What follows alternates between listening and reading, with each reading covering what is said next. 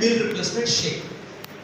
12:30 নাগাদ আমাদের দেখে একটু চা খাওয়ার ইচ্ছে, ওই সময়টা নেবেন আপনি ফ্যাট বার্নার প্রিমিক্স বা টি। আমি টি বলছি যাদের কথা বুঝতে সুবিধা হবে। ঠিক 1 ঘন্টা পরে আপনি খাবেন লাঞ্চ, একদম প্রপার লাঞ্চ, ভাত ডাল তরকারি বা রুটি যা আপনি খাচ্ছেন। ঠিক 4টের সময় যখন আমাদের চা খাওয়ার ইচ্ছে হয় আপনি নেবেন হলো ফ্যাট বার্নার প্রিমিক্স বা টি। আর ঠিক 7টার সময় আমরা নেব হলো মিল রিপ্লেসমেন্ট শেক। এই জায়গাটা আপনাদের একটা প্রশ্ন আসবে যে আপনি 7টার সময় বলছেন, 7টার সময় কি করে নেব? ওই সময় তো আমাদের মিটিং থাকে। 7টা 9টা হতে পারে স্যার, কিন্তু 7টা থেকে 1টা না হয়।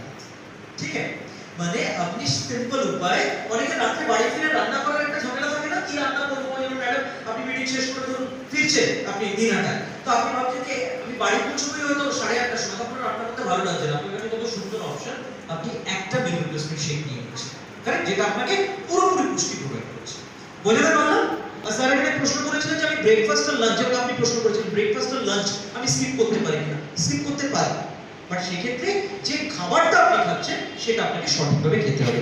এইটা হলো যারা ওজন কমাতে চান, আর যারা ওজন মেইনটেইন করতে চান তাদের উপায় আরো সোজা, একটা মিল রিপ্লেসমেন্ট শেক। মানে সকাল 7:30টার সময় আপনি একটা ফ্যাট বার্নার ক্যাপসুল নিলেন, তারপরে আপনি 8টার সময় ঠিক আধা ঘন্টা পরে আপনি ব্রেকফাস্ট করবেন, 12:30টার সময় নেবেন আপনি একটা টি, 3টার সময় আপনি লাঞ্চ করবেন, 4টের সময় আপনি নেবেন টি, আর 7টার সময় মিল রিপ্লেসমেন্ট শেক।